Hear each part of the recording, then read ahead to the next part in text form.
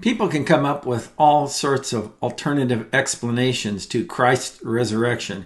Maybe the disciples stole the body, or maybe Jesus was just mostly dead, or that it was just a hallucination that the apostles had as a result of their grief. I once listened to a debate where the non-Christian in the debate argued that Jesus had an evil twin, and he was the one who was crucified on the cross.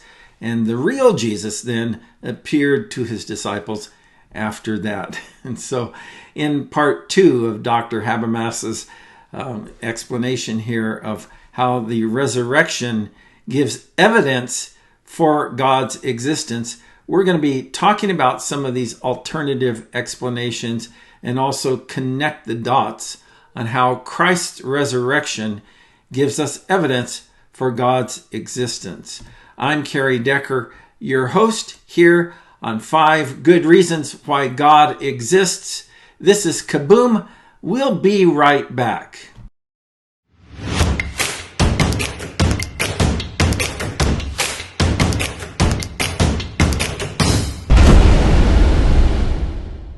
Those naturalistic explanations, well, they are effective sometimes in explaining one or two of your facts. Right. They're not effective in explaining all of your facts. Exactly. Yeah, because... now, if you ask what the best explanation is... yeah. There's no... Mike Lacona, a student of mine, he's got, in my opinion, he's got the best book out there right now on the historical evidence for the resurrection, about 700 pages long. And what he does is he investigates about 7 or 8 major theologians, big name theologians, and he puts all the views on a chart, and he says exactly what you said. How many of these facts will this one account for? How many will this one account for? How many will this one account for? How many will resurrection account for? Yeah. And the resurrection, as he says, easily accounts for all the data. None of the other ones can account for all the data. Yeah. And I think that's the key, because if the disciples, let's just run with one of them. If the disciples stole the body, then what does that account for? Well, first of all, you can't, if they, first of all, just right off the bat, that theory has arguably, someone always wants to argue about it, but arguably, that theory has not been held by a specialist for over 200 years. You know why? It's silly. It doesn't make sense. And we have a little phrase. People make fun of our little phrases, but sometimes they're really true. And the one for this one is, liars don't make good martyrs. Yeah, really. See, I can be wrong and die for my faith, but I wouldn't die for my faith if I know I'm wrong. Yeah. Somebody who's wrong could die for their faith. Yeah. But a guy who knows what he's teaching is false doesn't willingly die for his faith. Yeah, I've heard it said that people will die for what they believe is true, but not for what they know is false. That's correct. Even if what they believe is true is wrong, they're willing to die for it. Yeah. That's why Buddhist priests, that's why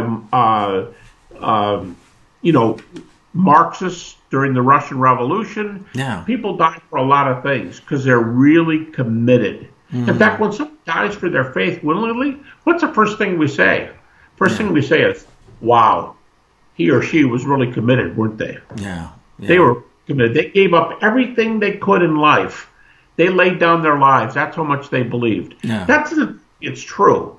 That tells me they believed it's true. Yeah. And disciples, though, if the disciples stole the body, they don't believe the resurrection is true. Gotcha. Well, how about that it was just a hallucination? Well, the biggest problem, there's a bunch of problems with hallucinations. I mean, no theory has more problems than hallucination. And one of them is, if you go to my larger list of facts, it's not one of my 6, but it's one of the 12 from which I gathered the 6. The empty tomb is a huge objection. Yeah. Because I'll ask my grad students, is the empty tomb is the hallucination theory a full tomb view or an empty tomb view?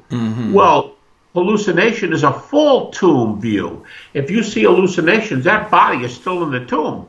Oh, but wait a minute. We just rolled the stone away. There's no body there. Oh, well, that's easy. The disciples stole the body. Okay, now look what you've done. Yeah. You've got to prove hallucination and the disciples stole the body. So you're pounding your theory, you know. So, it starts to get pretty complicated after a while. It does. Yeah. The biggest problem for hallucinations is the groups. The groups of people who saw Jesus. Yeah. And that's even conceded by critics. Mm-hmm. It's in the oldest list we have that goes back to within 1 to 2 years after the cross. Yeah. And if, for example, an atheist like German Testament scholar Gerrit Ludemann says the oldest that list of 1 Corinthians 15 is. It's not Paul's. Paul says, I gave you what I was given. I passed on to you what I was given. Yeah. And there are three group appearances in that early list. Mm-hmm. To the 12, to a group called All the Apostles, which seems to be a fair amount larger than the 12. Yeah. Maybe it's the women, some folks travel with Jesus, but they're not one of the 12. And then there's the 500. Yeah. And the groups make mincemeat out of the hallucination theories. That and the empty tomb. And you can think of others. Why would an hallucination, why would Paul or James, unbelievers, why would Paul or James hallucinate a risen and glorified Christ? Yeah. So, it's tough. That list that you're talking about there in 1 Corinthians 15, 1 through 8, or that passage, you say it goes back to what now? Well, Paul says he got it from somebody else. Yeah. Paul says, verse 3, I gave you what I was given. What I received, I passed on to you. And critics are the consensus New Testament position from critics. Mm-hmm. The consensus New Testament position is that thing was in existence when Paul was on his way to Damascus and met Jesus. Yeah. Okay. That creedal statement was already in existence when Paul was an unbeliever. What was the date for that?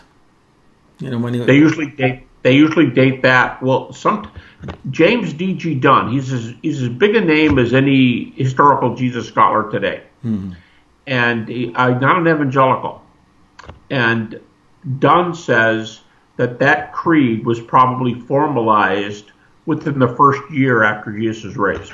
Wow. Yeah. So the whole concept or the whole claim then is that Christianity has always proclaimed the risen Christ from its very inception. Correct. Yeah. Well, it had to. Mm-hmm. It had to, because the resurrection is what propelled them from doubt to assurance. Yeah. Paul says, again, you read the verses. When Paul said, without the resurrection, there's no faith. But that's literally true. That's just not us saying, oh, this is the most important view we have. A lot of people think that's what it means. Mm-hmm. What happens is, no, if there was a body in that tomb on Sunday morning, nobody would have believed anything. Yeah. It's the resurrection that propelled the whole movement, and it was shot out of a cannon. Yeah. See, the earliest studies today have shown that to cite one scholar, Richard Bauckham, the earliest Christology is the highest Christology. A lot of people think it took decades for them to download what Jesus was saying and realize how, I don't want to say how high and mighty, but some people think it took decades for them to unpack pre-existent, the Son of God, Lord. Come on, Lord, he's a man. Well, they think it took decades. Several scholars have pointed out, big name scholars, that that big Christology, the high, heavy Christology, started at the very beginning. You go, well, it would have taken time. No, not if you have a resurrection. Because when you see a resurrection, you get shot out of a cannon. You get, whoa, who did this guy think he was? Yeah. Who was he? Will you tell me? Who's the first fruits of those who sleep? Who's the only one to ever be raised from the dead? And if you get that down, you'll understand why the resurrection was shot out of a cannon from the very beginning. Yeah. There's kind of this popular notion nowadays that Christianity smuggled this concept in from pagan sources. Well, what do you say to that? I am writing a large study of the resurrection right now. I'm at 4,700 pages. I just finished a few months ago. I just finished 150 pages on that precise question. Yeah. It could have been a doctoral dissertation, 150 pages. And you know what? There is virtually no scholar, no specialist. I don't care what he believes or how liberal he is. There is Bart Ehrman. I'll go back to the atheist New Testament scholar. He spends 20 pages telling you why that view is silly. Yeah. And he's got a little line that he gets from another guy, a University of Chicago professor named Smith. He says, as Smith says, there are people who disappeared, and not disappeared literally, but they leave the country or they go to a faraway place, and they never return again. Or there are people who died and we never see them again. He said, and there are people who we see again, but we don't know if, we don't know if they died and were seen again. He said, but here's what you know, Bart Ehrman. He says, here's what you know. Nobody in the ancient world died and was seen again. So there are these so-called, the Greeks had all kinds of these views. Well, anybody can teach anything. We have myths. We have myths in our world where, movies, all kinds of stories where something dies and comes back to life. Yeah, E.T. We're talking about an historical person. Where is this in history? Yeah. And we don't have data for anything like that. Yeah. It doesn't make a difference whether it's questionable whether the Greeks and the Egyptians even believed that there were persons who lived and came back. It's questionable whether they even believed that, if there were any pre-Christian stories. But there weren't any historical persons who died and came back. Gotcha. There's no parallels to Jesus. Yeah, and the thing that kind of rattles around in my head on that is the idea that this all started deep within the Jewish culture. That's correct. And right in the epicenter of the Jewish faith in Jerusalem. And come on, you expect for me to believe that they went out and brought in these pagan sources when Jews didn't even have social interaction with pagans? It's pretty far-fetched. They weren't supposed to marry, and they weren't supposed to go into business with, and So I just want you to touch on one other alternative really quick. And then I want you to connect the dots for me on how Christ's resurrection gives evidence for God's existence. But the other alternative, there's a movie, and I don't know if you ever saw it, called Princess Bride. And one of the famous... That's going to be a serious objection now, right? Yeah. One of the famous Billy Crystal, I think it was, lines in there is that he's not dead. Let me guess. He's only mostly dead. Right. Well, that's the question about whether Jesus died on the cross. Yeah. And what's so interesting about that? Okay, Ben, I keep going back to Bart Ehrman because he's willing to tell you what we know from history, even though he's an atheist and he's a New Testament specialist. He gives, just for one reason, he gives 15 independent sources within 100 years. Now, that's fair. In the ancient world, to only go 100 years. Our earliest sources for Alexander the Great are almost 300 years later. Our best sources for Alexander, the two of them, Arrian and Plutarch, are 425 and 450 years later. Almost a half a millennium. So if Alexander is 300 to 450 for our best sources, our only sources, written sources for Alexander, Bart Ehrman gives 15 sources for the crucifixion from 100 years later. But they're all independent. Most of them are in the New Testament. Some of them are not. So we have that many. In the ancient world, what do you have 15 independent sources for any event? Yeah, yeah. We have that need for crucifixion. But also we have medical arguments today. What happens at crucifixion? The predominant view is that death by crucifixion is essentially death by asphyxiation. Yeah. If you hang somebody in that position, you don't have to use nails. You can tie them. You can do what you want. You can hang them from a tree. It doesn't have to be on a cross. If you suspend a person like that, the weight of their body pulls down on the muscles that surround the lungs, the intercostal, pectoral, deltoid muscles, the same muscles you work out in a gym. Yeah. And maybe you work out in a gym. Actually, I should be doing a lot more working out in a gym. Yeah, that's a good point. But if they strangle the lungs, yeah. In fact, in some German experiments around the time of World War II and just after World War II, they found out that if you just leave the guy alone and hang him like that, he loses consciousness in a maximum of 12 minutes. Wow. Well, that's a bunch of baloney. Jesus was on the cross for hours and they thought it was too soon. Right. Because he could push up on the nails in the feet. Okay. But what happens? You can't push up anymore. Mm-hmm. They broke the ankles of the two. That's why they broke the ankles, by the way. They weren't just being mean. Yeah. Not Jesus, but if you can't push up, you can't breathe. Yeah. To Jesus, he was already dead. How do you know? Because he had sunk down to the low. They go, where'd the Roman guard get their MD? They didn't get an MD. Yeah. But you see a guy hanging in the low position on the cross, that's like saying, push my head down into the water and I'm going to fake death. Well, you're not going to fake death for very long. Yeah, and if you're in the low position on the cross, it could be over in 10 minutes. It could be over in 20 minutes if you're in the low position. How did they know Jesus wasn't moving? Because to breathe, you have to push up. But if he's hanging low, he's in bad trouble. He's in a coma. He's somewhere, but he's not breathing. Yeah. And then so what did they do? According to, and Jesus isn't the only one that this happened to in the ancient world. There are several other accounts. They stab him in the side with the spear and blood and water comes out. That's a sign of death. Yeah. Yeah. That's a separation of blood and serum.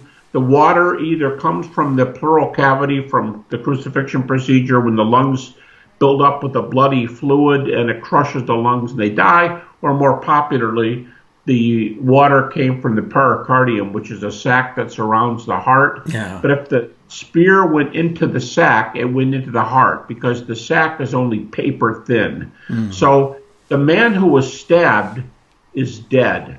Yeah. And, so he can't breathe. He's hanging low. He's stabbed in the chest. Here's the biggest problem. We haven't even said it yet. The biggest problem with believing Jesus didn't die is, let's just say he didn't die. Yeah. What shape would he have been in from Friday to Sunday, which is the most famous, the believed to be distance? I don't care if you want to say it's a Wednesday crucifixion. It's a third. Okay, great. Yeah. Wednesday crucifixion. Now he's got a half a week to recover. And he's been sitting on these nails for hours, nailed up here for hours. Now, let's say he didn't get stabbed. He's going to walk back to where the disciples are. What will he look like? Now, see, right away you laughed. We used to have a phrase in the 60s. It was a phrase called death warmed over. Yeah. You said, that guy looks like death warmed over. He looks really bad. Well, when Jesus knocks on the door, he says, guys, I'm here. I told you I would rise from the dead. Yeah. The disciples would say, look, alive you are, raised you are not. There you go. And the problem with saying he didn't die on the cross is that contradicts his resurrection. You get a living Jesus, but not a resurrected Jesus. Dude, you're hurt. Sit down here. Get off your feet before you pass out. Andrew, go get some wet rags. Yeah. Mary, go get a doctor. We need to help this guy. What he isn't is raised. Yeah. So think about this, but what you get from a Jesus who didn't die on the cross, what you get is a Jesus who wasn't raised. Yeah. So the theory itself is contradictory. Yeah. Anyway, it's not kind of problems. And there's no way that it could explain the conversion of the Apostle Paul. Or James. Yeah. The brother of Jesus. Yeah. So these are all issues. Yeah. So connect the dots for me. Why do you believe that Jesus's resurrection, because people could say, well, okay, we may not have a good naturalistic explanation, but you're just punting to the God did it explanation. Okay. If that's, first of all, if you're going to do that in the university while I'm speaking, I want you to stand up and say that. I want you to say it. Because I would say to you something like this. Okay, are you going to grant the 6 facts? Mm-hmm. Yeah. Can you think of a naturalistic theory that works? Yeah. Am I punting because I'm going to give you a chance again? I would only be punting if there's no better solutions. Mm-hmm. Do you have a better solution? Yeah. Now, this is a very simple way to get there. There's a technical way to say all this, but here's where I would go. Jesus made 6 to 8 claims in his life that were utterly unique among all the founders of all the world religions. Yeah. They were utterly unique. We forget this, but of all the major founders of the world religions, none of them claimed to be the Son of God. Mm-hmm.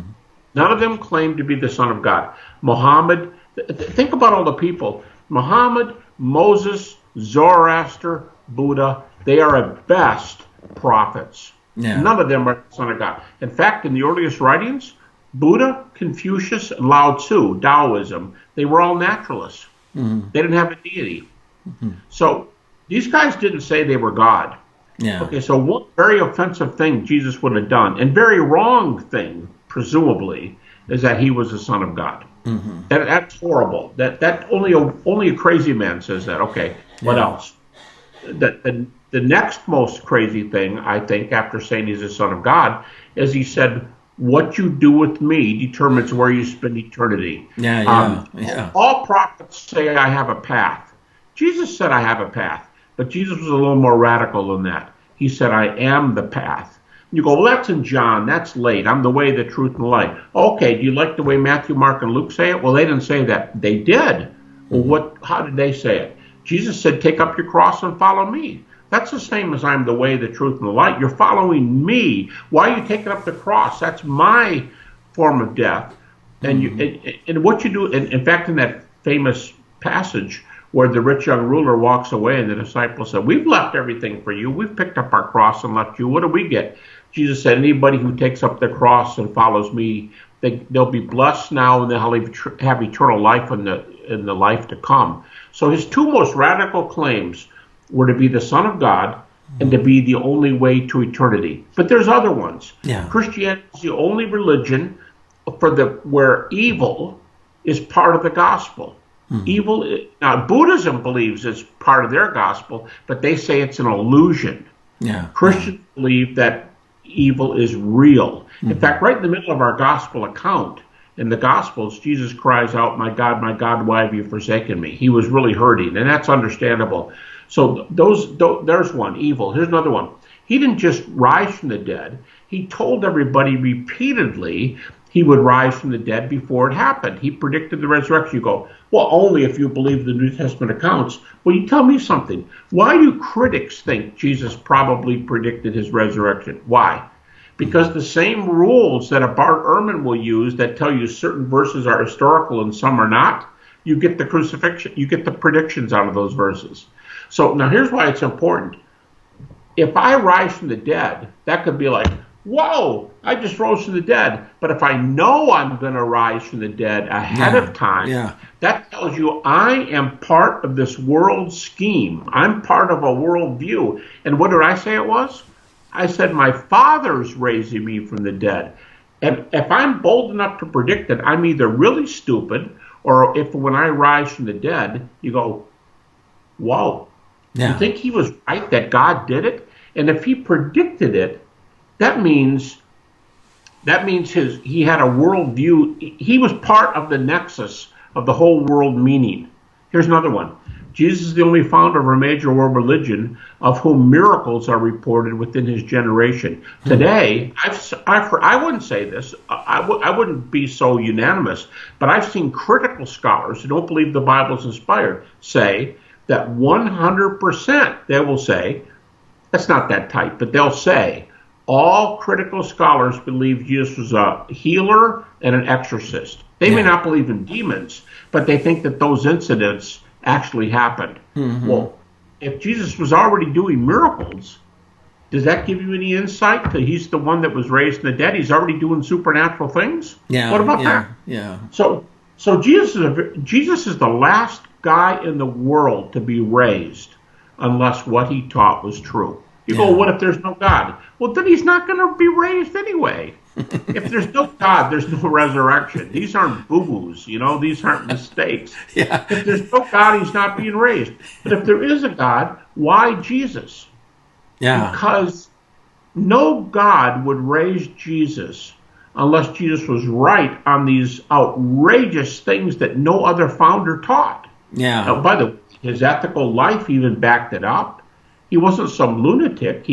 Most people think it was the best ethical life ever lived.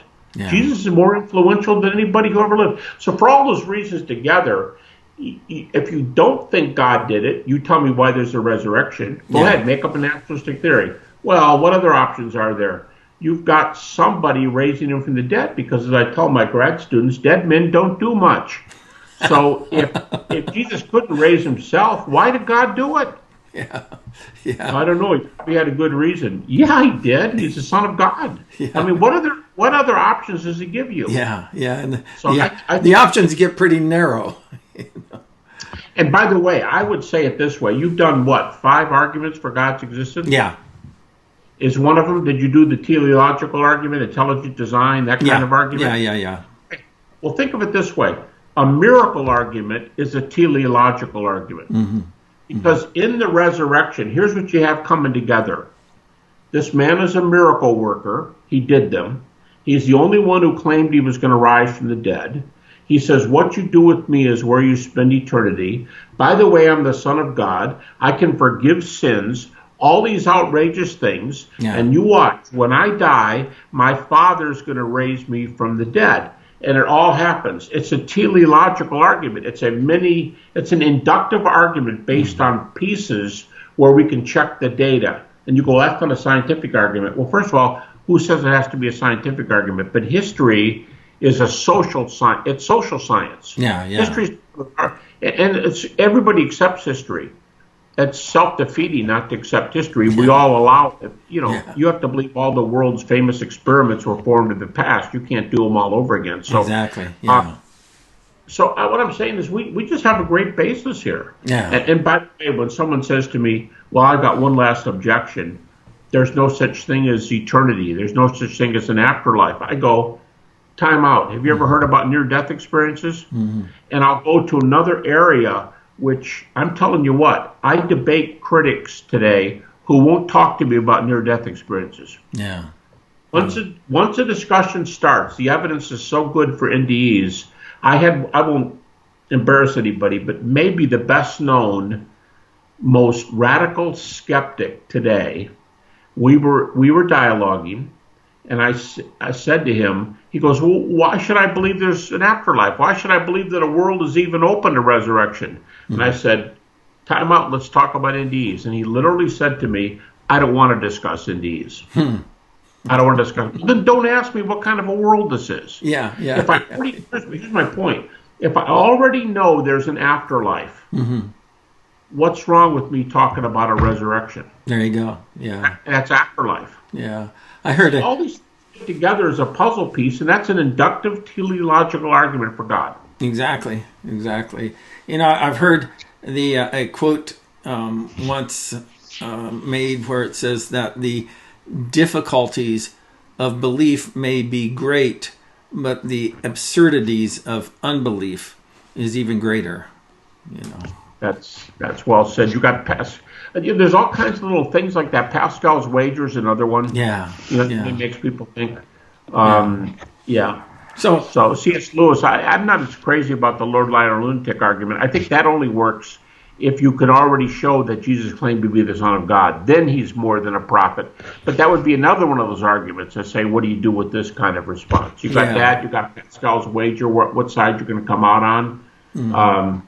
We just have, to me, the resurrection argument is an interlocking argument that locks the very unique person of Jesus with the afterlife all into the only person who could possibly be the one to raise him from the dead. Yeah. Now you inductive argument for life after death and for the deity of Christ. Yeah. So, we're almost out of time here. Let me ask you a couple questions just to wrap this up.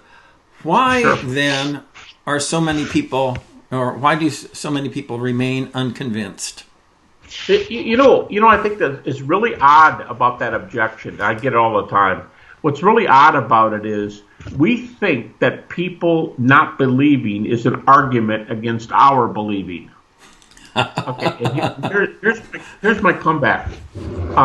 That assumes that everybody who doesn't believe or believes for good reasons. And if I don't believe, it's because I must have good reasons for unbelieving. Here's the story I usually tell. I'll say, okay, what if you and I are best friends, and you're single and I'm married, and I believe that the married life, I've got a great marriage, and I think that the married life is the best way to live. We're best friends. Mm-hmm. So I know this gal that I want to introduce you to, and she's willing to meet you.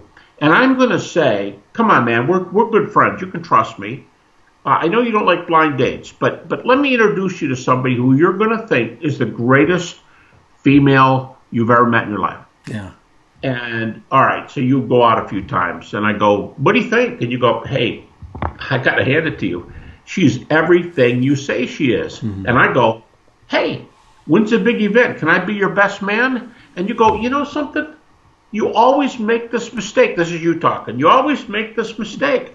You think that just because somebody's really cool, I want to say I do for the rest of my life. And you're forgetting something. I don't want to get married. I like great relationships, but I don't want to get married. Yeah. Coming to Christ is saying I do to Jesus. My Greek professor used to translate the word whoever believes in him has eternal life. He said that word believes is a very strong word, and you can translate it who's ever committed to him. Yeah, to me, best example of commitment we have, the most famous commitment words are I do. Mm-hmm. And also when you take that vow, it's better or worse, richer or poorer, sickness and in health, till death do we part. We know what those words mean. It means, do you want me and do I want you for time and eternity, or at least while we're here on earth? Yeah. But we're making that kind of commitment. And you know what? I can think this person or that person's fantastic. I don't want to get married. And that's the big issue. People don't want that kind of relationship. Mm-hmm. Or any kind of relationship. Yeah. But that's not a judgment on the facts. They could believe the facts. Wow, she's everything you think you said she was. But I'm not going to get married. I'm too young. Maybe some long time from now. That's what happens. People don't want that kind of commitment. Yeah. Well, Dr. Habermas, thank you so much for taking the time out. And thank you for hanging in there through all of the technical problems that we had. There were some real winners, weren't there? Yeah. Hopefully we got it fixed and I can do some other interviews now. Yeah. I won't send you the bill if you don't send me the bill. So. All right. We'll call it even. Great. Hey, thanks a lot. Had a great time with you. Yeah, we had plenty of great content here on 5 good reasons why God exists, and continue watching these episodes and tell your friends about it so that they too can take advantage of the great content that you'll find here. That's it for now. I'll see you next time.